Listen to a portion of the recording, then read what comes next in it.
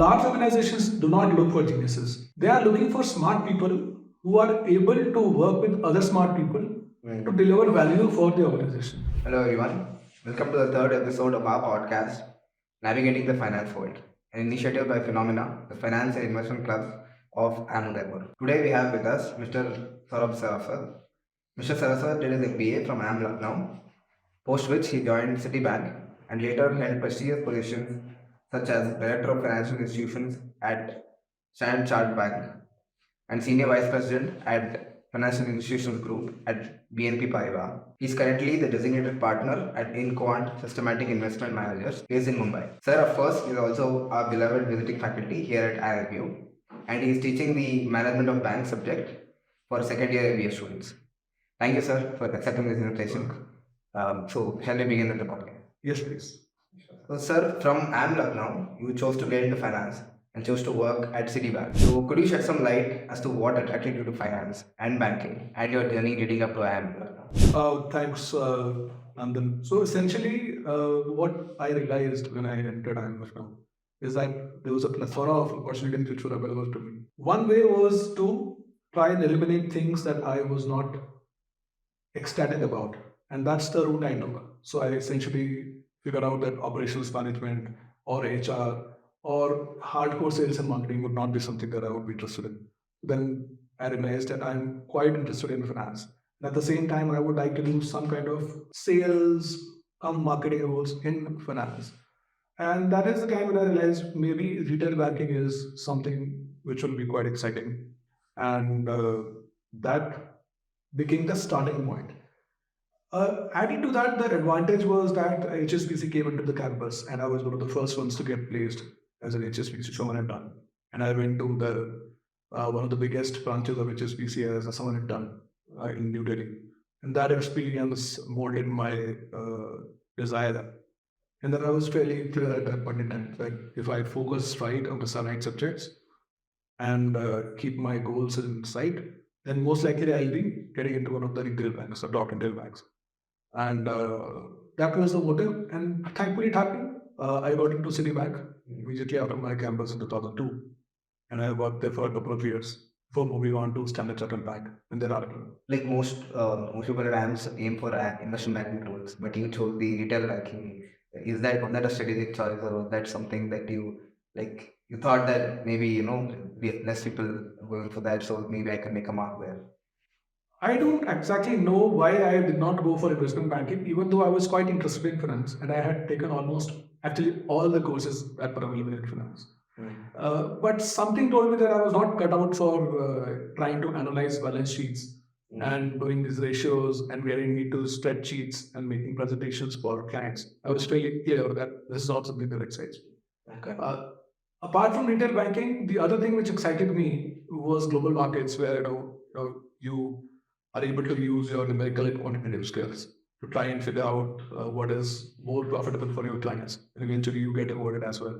By some reason, I realized that this is not something which will come into my lap. You quite right.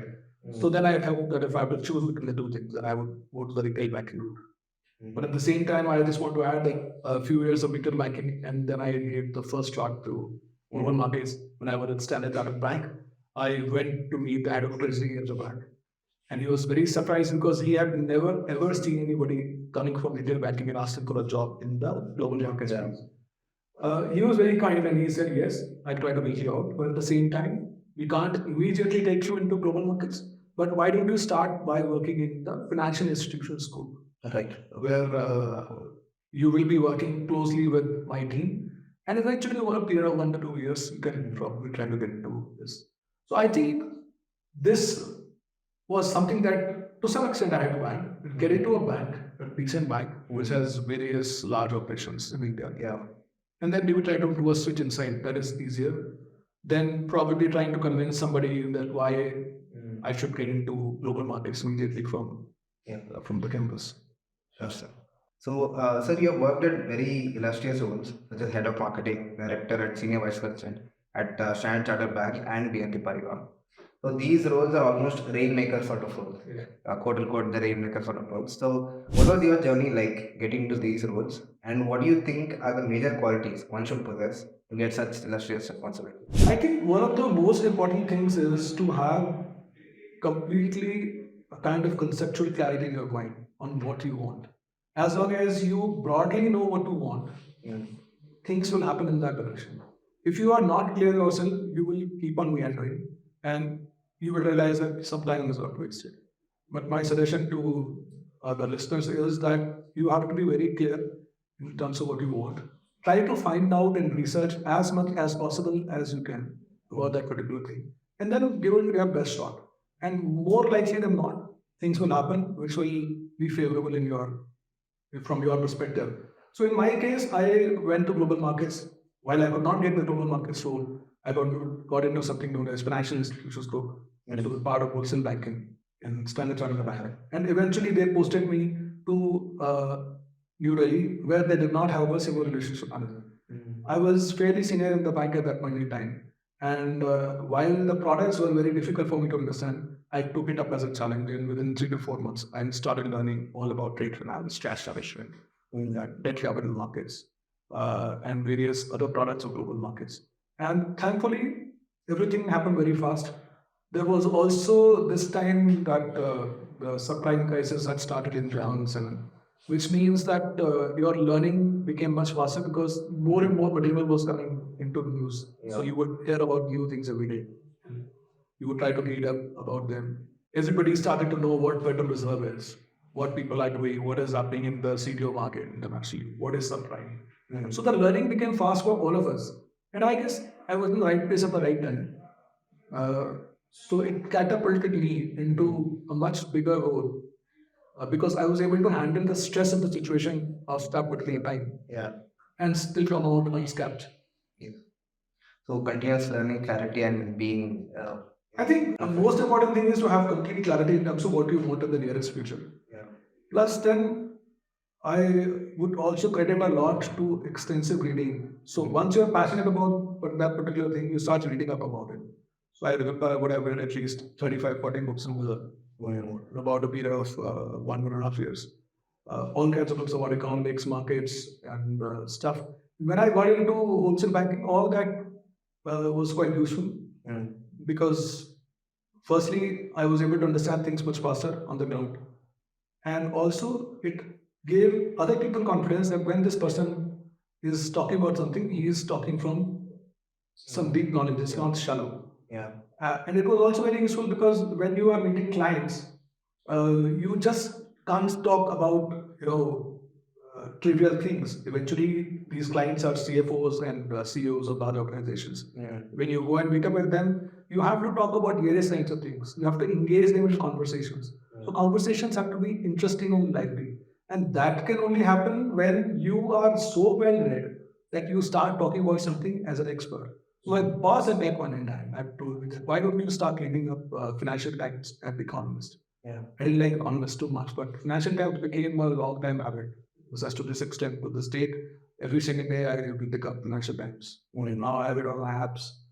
Initially, I would actually get newspaper delivered to my house. It was delivered every day late. It used to come from UK. Yeah. But it was amazing learning because then when you spoke to the clients, you spoke about things that they probably are monitored. So again, reading is extremely important for these things. Sir, could you share with us some major highlights from this time, like at your time at these banks, at these leadership positions, where you had some experience of a very high stress, important sort of critical situation, or something that just stuck with you even after a long time? Well, I'll give you an example of a client which was based in North India, and we had done a fairly complex transaction for them. That transaction was supposed to happen in June of 2008, but the client had sold their business to a Japanese pharmaceutical company, and they were expecting a large amount of money to come in. We were providing funding to those clients, and we had worked almost 6 to 7 months on that particular transaction. It was extremely prestigious for us, and it was also highly remunerative. So it was a very important transaction. But when we figured out that the promoters had gone to Japan and sold their pharmaceutical firm at a pretty large amount, it was becoming very difficult because then they would not need the small amount that we would bank it to them. Yeah. And it appeared to me that all the efforts of me and my team would go down the drain. But again, having a strong relationship with the client, and we were very close to the CFO, and we asked the CFO whether, despite this money coming in or not, would we like to take this on? And the CFO said, I know that you work very hard on this, and I would still go ahead and take this over from you. So that was a period of stress because we realized that all this effort, and it was almost June, like half the year had passed away. And the bonuses and your ratings get decided in September, August, September. Yeah. So it was a very stressful time. First year in corporate banking, and you're not getting anywhere close to the performance that you wanted to have. Yes. But thankfully, it worked out in our favor. Yeah. So, what are some of the skills and qualities that students should develop to get into these roles? And also, given your extensive corporate experience, what do you think are the most important skill that any, let's say, a person in a corporate world would need to sort of navigate it, effectively? I think one of the things is strong communication. Yeah. That is very important. A very clear-cut sense of teamwork is important because you will realize when you work in large organizations that large organizations do not look for geniuses. They are looking for smart people who are able to work with other smart people to deliver value for the organization. Yeah. If you are very smart, even to the extent of being a genius, or you are not able to work effectively with your teams, then you are a misfit in a corporate world. Correct. People don't like to say it, but the reality is that they will never be able to do well in a corporate setup. That is one. Communication is very clear. Communication is important to the extent that you have to keep your team and people, the stakeholders, informed about what you're doing. Yeah. At the same time, you also have to be extremely careful in terms of how your communication is perceived, which is that you have to write and speak in such a way that it doesn't come across as offensive to people in any way. So you have to be very careful and smart about it. And if you take care of these two items, just these two items will probably sail through very easily in this corporate setup. People do not realize the importance of the softer aspects. Most of the times, the softer aspects are far more important than the technical aspects. Of course, you will not be hired for a technical role if you are not good at your job. But I'm talking about a situation where you have multiple people, similar kind of expertise in that area. People who are better at softer skills will be far ahead of the others. Yeah. Communication and Willingness to work. yes. That's a very interesting insight that you don't need to be a genius. Of course, if you are a genius and you're not able to work with teams, then you might as well pack up. There's no advantage, at least not in the corporate world. So this is a very thought-provoking question, IQ. So banks have great access to the best bank out there, and they have all the risk management tools that at their disposal. Like the business model also has a long history. Like banks have been there since 500 years ago. So and the entire business model is tried and tested time and again. All the problems that had to have happened have already happened, but still we continue to find that there are many banks experiencing problems. If there are bank failures happening. And time and again, this keeps happening. What do you think is the thing that banks are not able to, fixate on to mitigate these problems? So there is no doubt that the failure of banks is one of the most critical thoughts in the mind of the regulators. And as I've been teaching in my course, the regulator is very clear that if I am giving you the license to run a bank, I am giving you the authority to ask for deposits from normal people. And if normal people are supposed to trust you, that means that you cannot take risks beyond a certain level to create growth for your company, to create profit for your company. So there is always this tussle between people who are running the banks, who are trying to enhance the value for the stakeholders, the stakeholder value, by making more and more money. At the same time, you have regulators and other people, the normal people, who would like banks to function in a more reliable fashion. Human beings are prone to greed. Unfortunately, some of the banks that we've seen in the past have got managers or owners which took unnecessary risks. Maybe at that point in time, they did not believe that the risk was too high. But we have seen this pattern multiple times playing out. Even in India, this has played out.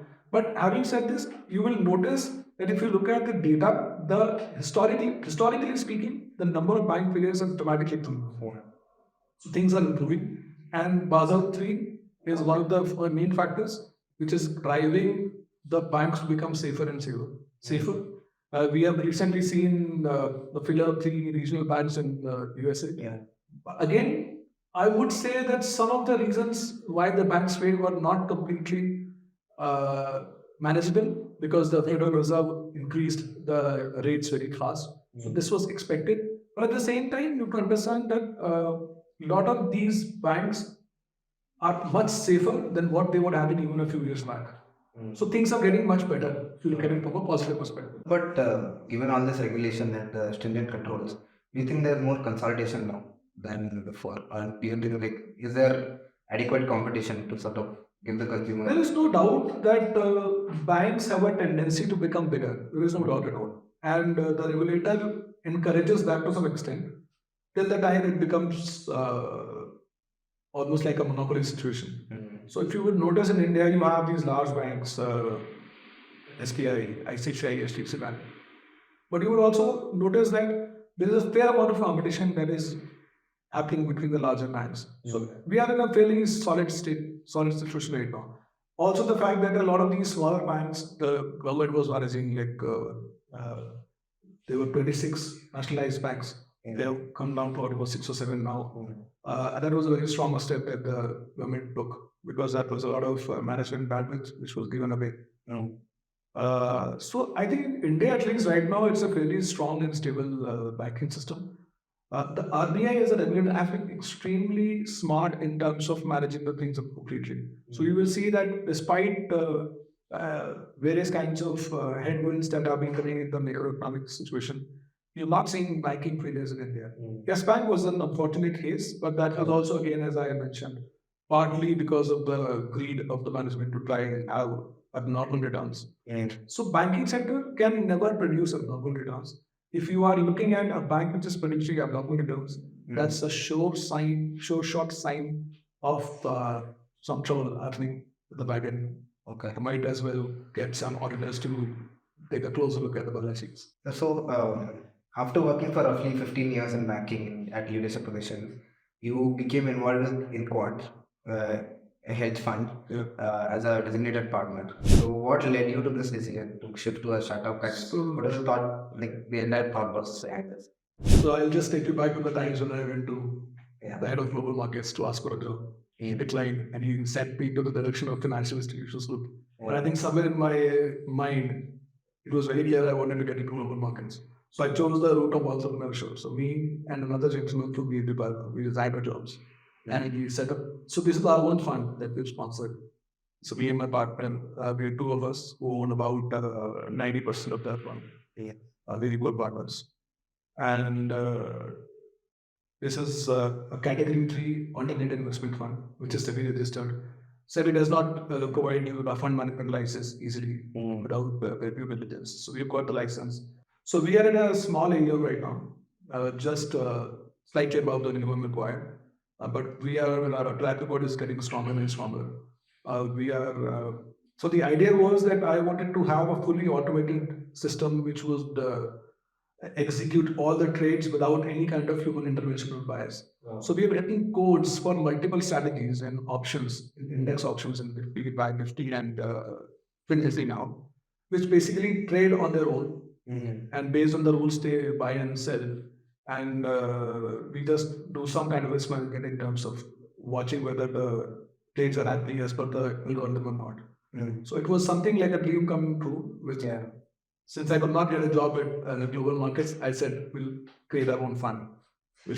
But that period of time would have been a little challenging, like convincing yourself. It has been a very difficult period, there is no doubt about it. Because all this has happened through our savings. We have started making money, a little bit of money right now. But at the same time, I would say that it's an extremely tough process. At the same time, it has been a humongous amount of money. When you work on your own, you're like a promoter. Your thinking process completely changes from how you was when you were an employee. And everything which is important in your business becomes very clear to you. And then you realize that you have to do things that you otherwise, in a bank kind of scenario, in a corporate scenario, you would have some junior guys doing free. But now you have to do all the things yourself. And the growth is, the most challenging thing is that you are working on things which you know that you're not completely aware about. Yeah. So you're trying to find out as much information about those things from external sources. But despite that, there is a high chance that you will not get completely the information that you're looking for, or you'll go wrong in the execution. It has happened with us multiple times. Thankfully, we were able to activate the situation cost, and maybe we didn't versus we become much bigger very soon. So, sir, what differentiates the fund, like as in terms of strategy, in terms of sourcing of funds, in terms of raising funds? What do you think is some of the differentiating factor that you have built up? So essentially, I just tell my partner and my marketing people, right, while branding is very important, there is no doubt, and we work a lot on our branding in terms of what is the right message that we send to the clients. So our communications are very consistent in terms of providing a fairly detailed amount of information to the clients in terms of what we're doing. Our communication is very, very crystal clear. At the same time, I tell my partner and my marketing people that if anybody has to invest in a fund, they will primarily go and look for the returns, what is the track record of the returns. So we have to enhance the performance of the return, which is happening. At the same time, we are very, very careful in terms of the risk management. I think partly because of our backgrounds in banking, we are fairly risk averse. But at the same time, what we believe is that algorithmic trading at a large scale is not something available to investors in India right now. We're tracking is one thing we are working on. Let me give you a real example. If I have to employ traders to run the strategies which we are running right now, I will have to probably employ about 7, 8 people. Yeah. Right now, we don't have anyone. We don't have any trader because the computer is taking care of all those 7 strategies. There are 7 strategies which are running. I can make those 7 as 20 over the next 3 to 6 months. I will not have to hire anybody else. Correct. The idea is to diversify the strategies in such a way that all the strategies individually make money. Yeah. And their bad days are uncorrelated to each other. Uncorrelated strategies, each strategy having a decent expected value of return. That is the idea. So we are trying to deliver that to our clients. There also be like cost advantages because of your. It is highly scalable because we can ramp up the business very easily. We do not have to employ. We don't worry about a trader not coming in for work and that particular strategy not running that day. We are extremely clear about the risk management. We don't have a risk manager, even though I have designated myself as the chief risk officer of the fund. Yeah. We don't have a dedicated risk manager because the system takes care of the rest. All the risk parameters are very clearly communicated and coded in the system, and all those things are taken care of by us. So we believe that as a product, this is fairly special, and that is why more and more people will realize it. And with a decent return of about 20% per year, I think we're not targeting more than that. I think it should be a competitive. Awesome. Sounds so wonderful. And also, is it a absolute return fund? Yes, the target is to have absolute returns, whether the market is going up or down. We are basically trading volatility right now. So we are buying and selling option premiums. So we do not actually care whether the market is going up or down. The volatility of the market that is being shown by the option premiums should be in line with what our parameters are. So we will not take a trade if the parameters are not in line with our algorithms. So we will just stay away from the market at point in time. So this is something that is market neutral. So we don't care about the direction of the actual market, whether the Nifty is going up or down.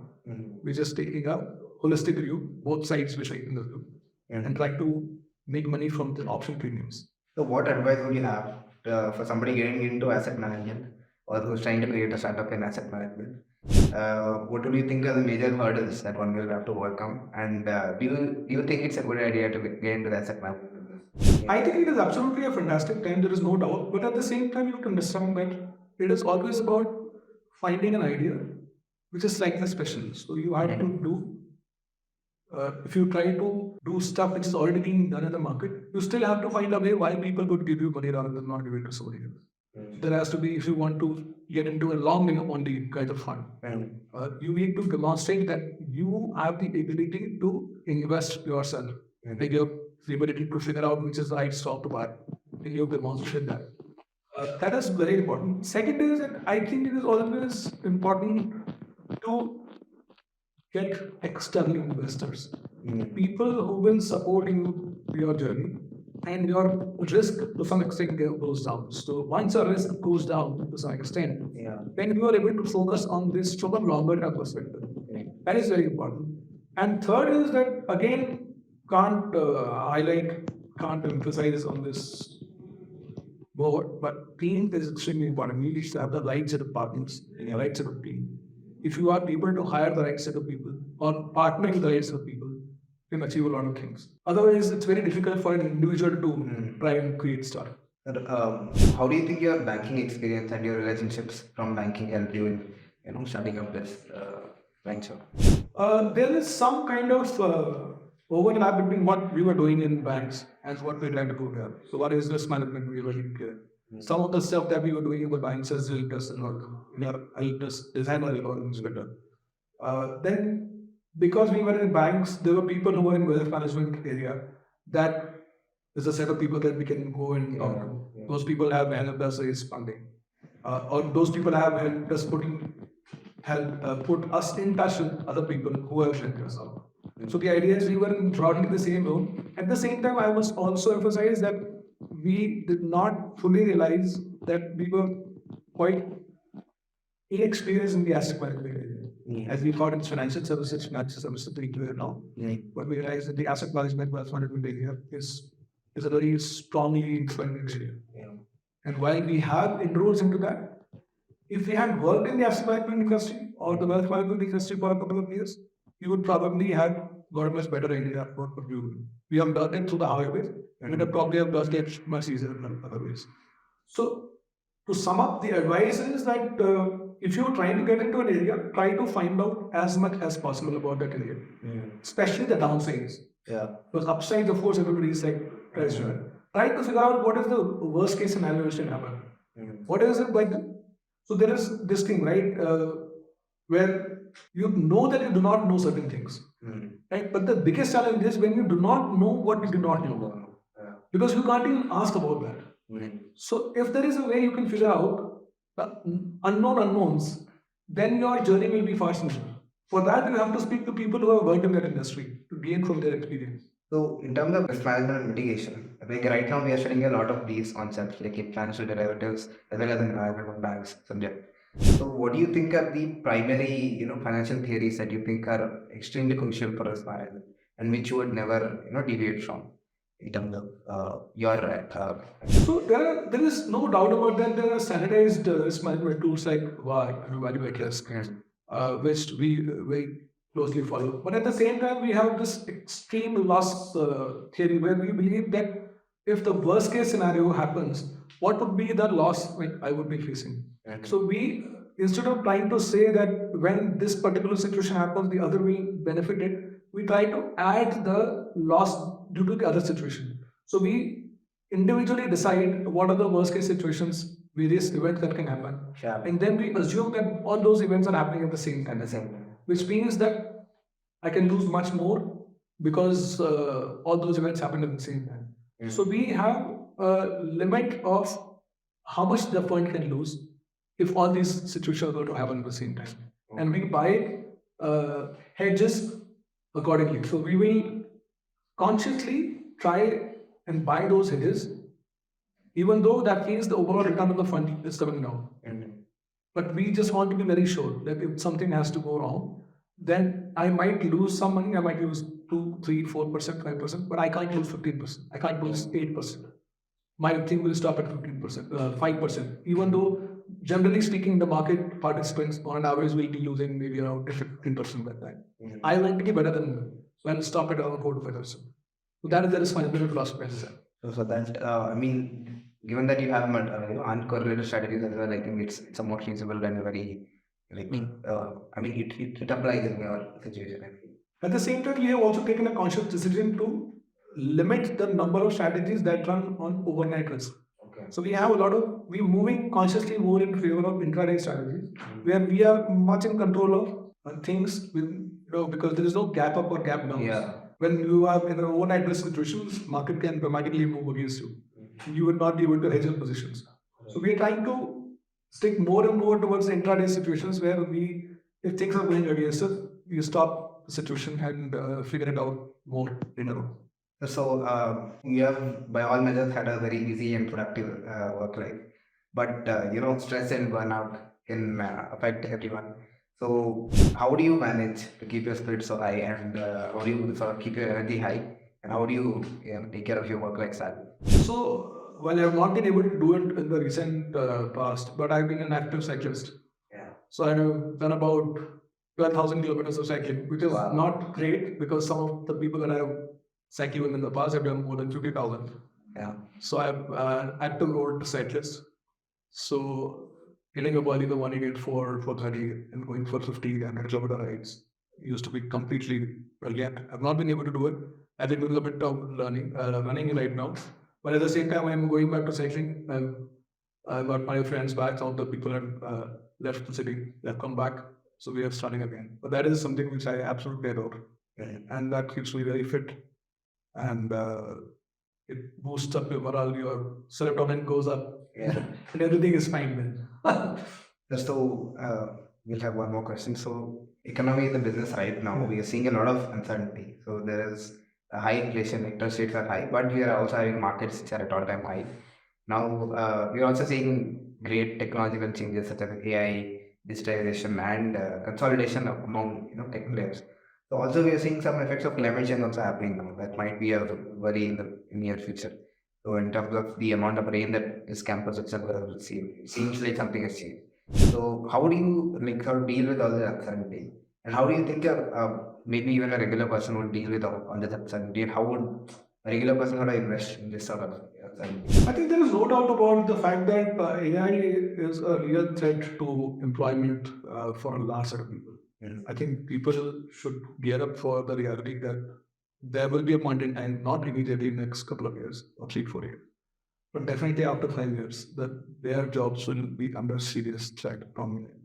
Because at the end of the day, the shareholders will want value. They will not want to pay one penny extra for people where the job can be done by AI. So once you are aware of that reality, then you will start training yourself in a different fashion to try to get the skill sets which will work even when AI is ready to take over its jobs. So maybe try to have an investment portfolio.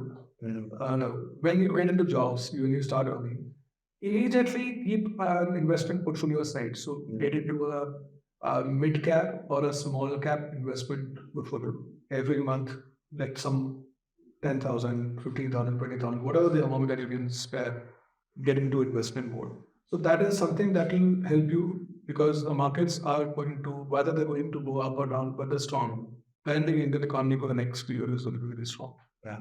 So if you invest in the right set of sectors, so you don't even have to be in the stock picking zone. You just step through some broad sectors like small cap and mid cap, and then you realize that your money is going at a fairly decent 50%, 20% kind of go-ups per year. And that will hold you in very strong state. At the same time, try to always figure out what are your existing skill sets and whether you need to learn something new. So as long as you're aware of the fact that things are going to change fast, you will be able to adjust well. Regarding climate, honestly, I don't have a strong view, but at the same time, I can assure you that there will be a lot of governance which is going to come in from the climate perspective. People will have restrictions in terms of what are the activities that they can do. So the industries will have to pay a higher price in terms of being able to do the business that I think that the investment thing should be there for everybody. If you just start investing in the SIP, you would be genuinely shocked about the kind of money that you will have in 10 years time. It'll be genuinely shocking. Shocking in a pleasant way. Well, this has been a great opportunity, sir, to interact with you and to have this conversation. Also, it's been really inspiring listening to your story. So, any final thoughts you would like to share with our viewers? I think you guys are going in the right track, and I'm with you're working hard, you're getting the right set of companies, you're learning the right things. I think you keep on ahead. And I would just add doing that focus both on the softer skills, communication and teamwork. At the same time, try to read as much as possible about various sources. And as long as you're clear in terms of your mind of where you want to, which sector of the economy you want to enter, I think success is waiting for you. This is what I want. Sure. Thank you so much. Welcome. Yeah.